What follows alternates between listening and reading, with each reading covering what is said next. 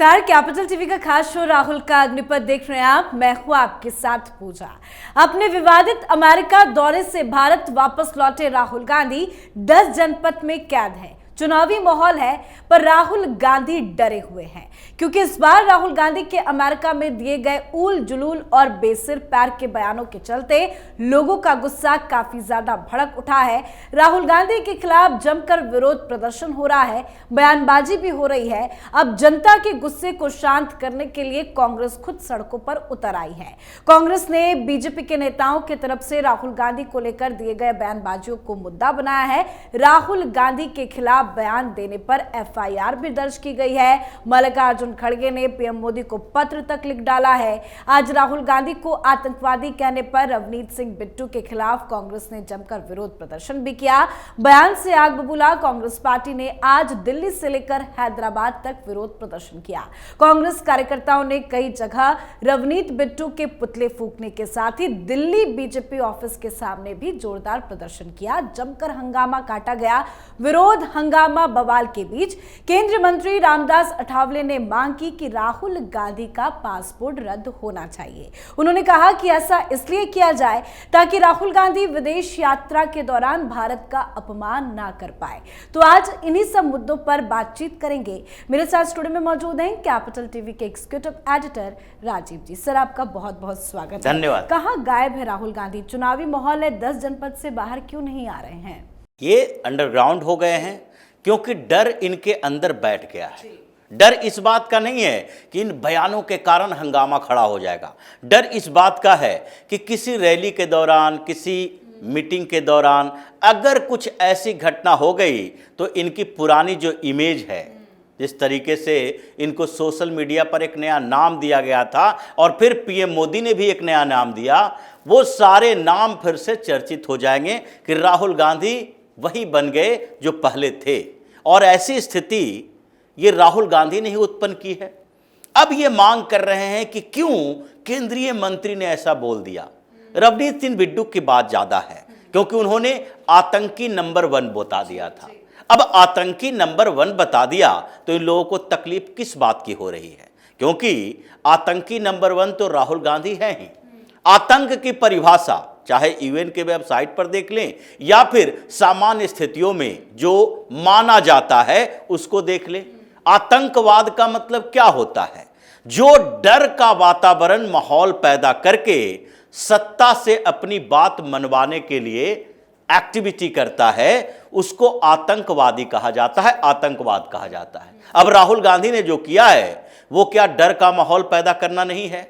आज ये कह रहे हैं कि इन लोगों के बयान से डर पैदा हो गया है गांधी नेहरू परिवार में, जिन्होंने 2 अपने परिवार के लोगों को गंवाए हैं, शहादत दी है। श्रीमती इंदिरा गांधी, राजीव गांधी, ये दोनों ने शहादत दी है देश के लिए। और अब जो ऐसी बातें कही जा रही है, ऐसा किया जा रहा है और केंद्रीय मंत्री तक ऐसी बात कर रहे हैं कि राहुल गांधी आतंकी नंबर 1 है, तो हो सकता है कोई उनके साथ कुछ बुरा कर दे। अब ये डर कांग्रेस के अंदर है और कांग्रेस ये बात कह रही है। लेकिन कांग्रेस ये बात क्यों नहीं कहती कि जिस तरीके से तुमने मुसलमानों को भड़काया, मुसलमानों का दुश्मन नंबर 1 पीएम मोदी को बनाया और बार बार कहा कि मुसलमानों के लिए एक काल बने हुए हैं, मुसलमानों के खिलाफ काम करते हैं भारतीय जनता पार्टी, पीएम मोदी तो कट्टर हिंदू हैं, वो मुसलमानों को खत्म करना चाहते हैं, एक कांग्रेसियों की भाषा है। तो ऐसे में जो सबसे बड़ा जिहादी कौम है, जो कि एक छोटी सी टिप्पणी को लेकर अगर उसके पास सुरक्षा नहीं है, तो एक छोटी सी टिप्पणी की थी और देख लीजिए नुपुर शर्मा का क्या हाल है। वो अभी भी बाहर नहीं आ पा रही हैं, सार्वजनिक मंच पर नहीं आ पा रही हैं। डर है क्योंकि उनके खिलाफ ये फरमान जारी किया था, सर तन से जुदा कर देंगे। ये ऐसा कौम है जिसने नुपुर शर्मा के टिप्पणी को सोशल मीडिया पर फिर से पोस्ट करने वाले कन्हैया लाल को गला रेत कर हत्या कर दिया। ये वो ऐसे लोग हैं जिन लोगों के पास सुरक्षा की व्यवस्था नहीं थी। लेकिन आप तो भड़काने की कोशिश करते हो। अगर प्रधानमंत्री मोदी या फिर उस समय यानी कि गुजरात के चीफ मिनिस्टर रहते हुए मोदी इन लोगों को सुरक्षा मुहैया नहीं कराई जाती और इसके अंदर यानी कि इस जिहादी कौम के अंदर डर नहीं होता कि अगर ऐसा कर दिए तो हिंदुस्तान में क्या होगा, उसकी कल्पना नहीं की जा सकती है। इन लोगों ने पहले भी टारगेट किया था और ये ऑन रिकॉर्ड है कि जब दाऊद इब्राहिम ने ये बम विस्फोट करवाए थे तो उस समय इनको अलकायदा के तरफ से, आईएसआई के तरफ से एक टारगेट मिला था और पहला टारगेट यही था कि लाल कृष्ण आडवाणी और बाला साहब ठाकरे, इन दोनों में से किसी के ऊपर हमला करो। लेकिन वही जो उसके सिंपैथाइजर थे, पॉलिटिकल लोगों ने पाकिस्तान के, ये कहा कि देखो ये अगर ऐसा हो गया, बाला साहब ठाकरे या लाल कृष्ण आडवाणी पर अटैक हो गया तो हिंदुस्तान में फिर मुसलमानों के लिए रहना मुश्किल हो जाएगा। फिर से पाकिस्तान का दरवाजा खोलो उसके लिए, हिंदुस्तान से मुसलमान यहां आ जाएगा और हिंदुस्तान में मुसलमान रखने के पीछे, वहां पर बनाए रखने के पीछे जो हमारे एजेंडे थे वो तो कामयाब ही नहीं हो पाएगा, क्योंकि मकसद तो यही था कि पाकिस्तान एक अलग देश बन गया मुसलमानों का। हिंदुस्तान अगर सारे मुसलमान यहां से चले जाते तो उसके बाद हिंदुस्तान हिंदुओं का देश बन जाता। फिर उसका एजेंडा कि हिंदुस्तान में मुसलमानों को बनाए रखो और वहां पर एक ऐसी व्यवस्था पैदा करो जिसका नाम सो कॉल्ड सेकुलरिज्म हो और उस आधार पर मुसलमानों का धीरे धीरे ऐसे बढ़ाओ कि अलग अलग जगहों पर कुछ जगह ऐसे हो जहां एक तरह से मिनी पाकिस्तान बन जाए। डेमोग्राफी को चेंज करो। मुसलमान ऐसे नहीं है कि पूरे हिंदुस्तान के अंदर हर असेंबली या हर लोकसभा सीट पर इनकी संख्या 10 से 15% है। कुछ जगह पर 0.1% मिलेगा और कुछ जगह पर 25 से 30% मिलेगा। ये डेमोग्राफी चेंज करने की स्थिति थी। लेकिन खैर ये सारी स्थितियां राहुल गांधी को समझ में नहीं आई कि पूरी कांग्रेस और विपक्ष मुसलमानों के लिए, मुसलमानों के अंदर पीएम मोदी को लेकर इतना जहर भर रहा है, नफरत पैदा कर दिया है कि अगर ये कौम किसी तरीके से मोदी पर अटैक करे तो कोशिश तो की गई, एक बार नहीं कोशिश की गई। ये जो महाराष्ट्र के अंदर हंगामा खड़ा हुआ था और उसके बाद जो चिट्ठी माओवादियों की आई थी उसमें भी ये कहा गया था कि उसी तरीके से जैसे कि स्नाइपर का उपयोग करते हैं किसी रैली में पीएम मोदी को असैसिनेट किया जाएगा। असैसिनेट करने के लिए उनकी हत्या करने की प्लानिंग चल रही थी और उसमें ये जो वामपंथियों के साथ आज कांग्रेसी चलते हैं इनकी भूमिका नहीं है। और उसी तरीके से पटना की रैली में, प्रधानमंत्री नरेंद्र मोदी की रैली में बम विस्फोट किया गया। पंजाब जा रहे थे उस समय सुरक्षा व्यवस्था में खतरा उत्पन्न कर दिया गया। तो तुम क्या चाहते हो? पूरे मुसलमानों को तुम मोदी के विरोध में भड़का दिए और उनके जान को खतरा है। तो तुम कांग्रेसियों ने मिलकर कभी नहीं कहा कि ऐसा बयान नहीं देना चाहिए जिससे पूरी की पूरी एक कम्युनिटी कोई प्रधानमंत्री का दुश्मन बन जाए। यह तो तुमने नहीं कहा।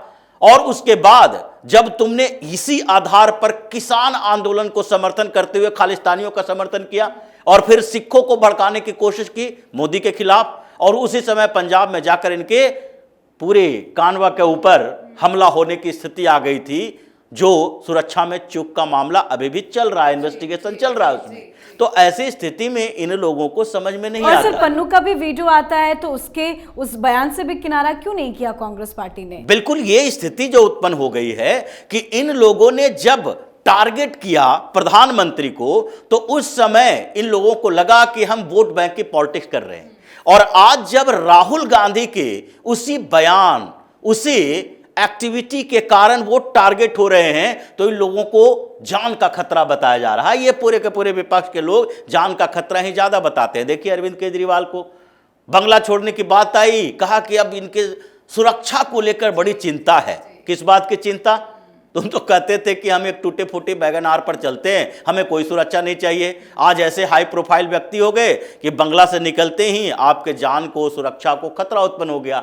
राहुल गांधी को भी यही लगता है। जब आप एक बैग उठाकर विदेश जाते हो और अपने पूरे एसपीजी को यहीं छोड़ देते हो, आपसे गृह मंत्रालय ने इतनी बार नोटिस भेजी है और कहा है कि राहुल गांधी अपनी सुरक्षा का ध्यान रखें।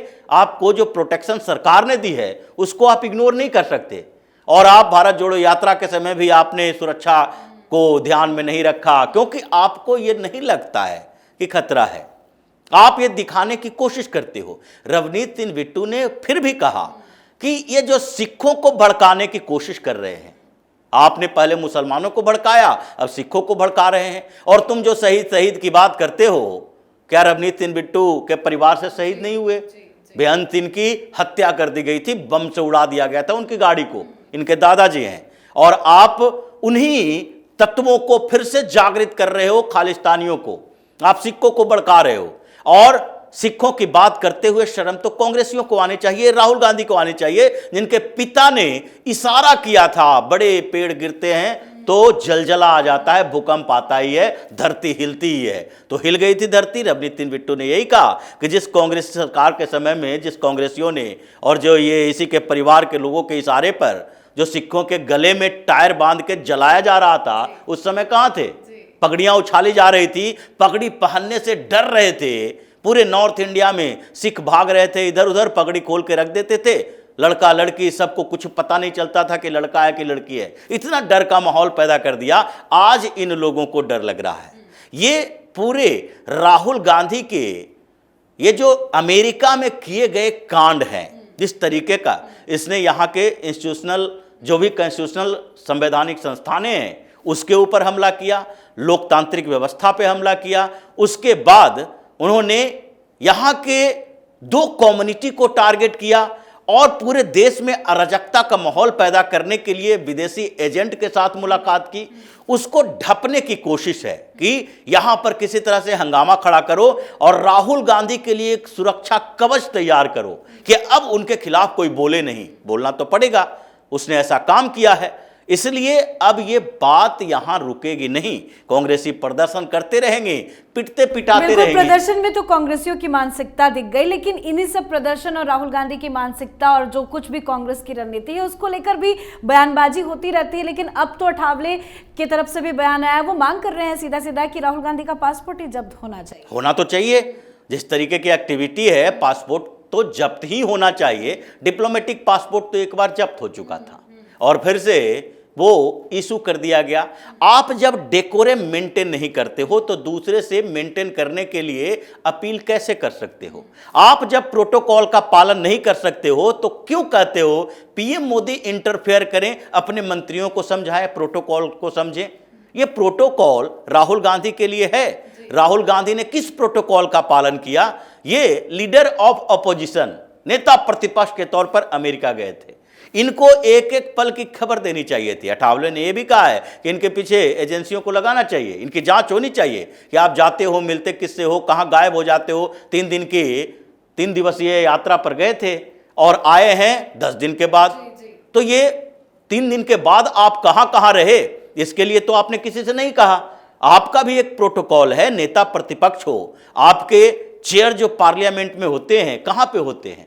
प्रधानमंत्री के पैरेलल माना जाता है कि एक तरफ प्रधानमंत्री हैं, दूसरी तरफ पूरे विपक्ष के तरफ से नेता प्रतिपक्ष बैठा हुआ है। लेकिन इस व्यक्ति को कोई पद लेने के लिए क्षमता ही नहीं है, योग्यता उसके लायक है नहीं। तो क्या कांग्रेस पार्टी इसका जवाब देगी? जो कांग्रेस पार्टी की तरफ से पीएम मोदी को लेकर कहा जाता था, राक्षस कहा गया, रावण बताया गया, मौत का सौदागर, मोदी तेरी कब्र को देगी, जैसे कई नारेबाजी हो, उसको लेकर क्यों नहीं कुछ कहते हैं? देखिए ये कहेगा क्या? अभी जैसे पासपोर्ट रद्द करने की बात हुई है, उसी को लेकर ये जवाब दे दे, उस पर तो जवाब नहीं देगा। इनके इलाहाबाद हाई कोर्ट में 2 याचिका दायर हो चुकी है, उस पर तो जवाब नहीं देगा। जब दिल्ली हाई कोर्ट में सुब्रमण्यम स्वामी गए हुए हैं, उस पर कांग्रेस चुप्पी साधे हुए है। एक बार तो कांग्रेस इस पर जवाब दे दे कि भाई ये राहुल गांधी ब्रिटिश नागरिक नहीं है, इनका दूर दूर तक कोई कनेक्शन बैकअप प्राइवेट लिमिटेड से नहीं है, वो कंपनी में इनकी कोई भूमिका नहीं थी, ये नहीं थे वहां, उसके डायरेक्टर में नहीं शामिल हुए थे और उन्होंने वो फॉर्म नहीं भरे थे जिसमें लिखा हुआ है ब्रिटिश सिटीजन राहुल गांधी के लिए। ये सारे जवाब तो कांग्रेस को देना चाहिए और भारतीय जनता पार्टी भी सीधे तौर पर नहीं पूछ रही है, मीडिया वाले भी सीधे तौर पर कांग्रेसियों से नहीं पूछ रहे। अगर पीएम मोदी के खिलाफ एक याचिका दायर होती है, ऐसा बवंडर मचा दिया जाता है, पीएम मोदी की डिग्री पर विवाद चल रहा है, वो झूठी डिग्री लेकर घूम रहे हैं, ये सामान्य सी बात है, ग्रेजुएशन की डिग्री, पीजी की डिग्री, और ये तो देशद्रोह की बात है, ये तो पूरे का पूरा फर्जीवाड़ा है कि अगर आप अपने ब्रिटिश नागरिकता को छिपा के रखे हो तो आपकी सांसदी गई, आप फिर आपका कैरियर खत्म हो जाएगा, क्योंकि 2004 में आपने चुनाव लड़े थे और 2006 का यह मामला है जहां पर आपने रिटर्न्स में दायर किए थे कि ब्रिटिश नागरिक है। तो इस पर कांग्रेस चुप है। और उसके बाद उन लोगों पर क्या कार्रवाई की गई? सोनिया गांधी के खिलाफ जो हत्यारा कहा था मोदी को, क्या कार्रवाई की गई?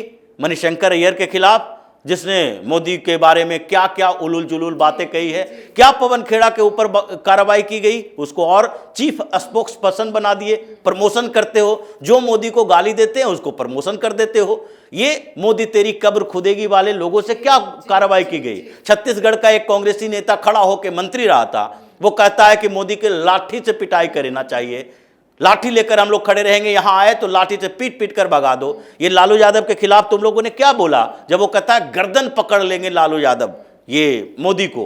तो ऐसी स्थितियों में ये लोग जो बोल रहे हैं राहुल गांधी के खिलाफ, वो इतना असम्मानजनक नहीं है और गलत नहीं है। हालांकि कुछ लोगों ने जो जीव काटने वाली बात, जला देने वाली बात, ये सब बहुत छोटे लो लेवल के नेता हैं जिनकी बातों को तो मीडिया को तवज्जो नहीं देना चाहिए। इसने अपनी जगह पर कह दिया एक छोटा विधायक है, एक छोटा नेता है, लेकिन जो रवनीत सिंह बिट्टू ने कहा और आतंकवादी होने की बात कही, सिखों को भड़काने की, टारगेट करने की बात कही है, उसमें तो पूरे भारतीय जनता पार्टी को उनके साथ खड़ा होना चाहिए, क्योंकि उसमें कोई गलती नहीं है। राहुल गांधी के लिए इस शब्द का उपयोग किया जाना चाहिए। जी सर, बहुत बहुत धन्यवाद सर समझाने के लिए। धन्यवाद। तो जब जब राहुल गांधी को गंभीरता से लेने की बात होती है, वो विदेशी दौरे पर जाकर ऐसे बयान दे देते हैं जो उनकी छवि को और ज्यादा नुकसान पहुंचा देता है। हर बार राहुल गांधी का देश विरोधी चेहरा सामने आ ही जाता है। इस बार वो नेता प्रतिपक्ष के पद के साथ विदेश दौरे पर थे,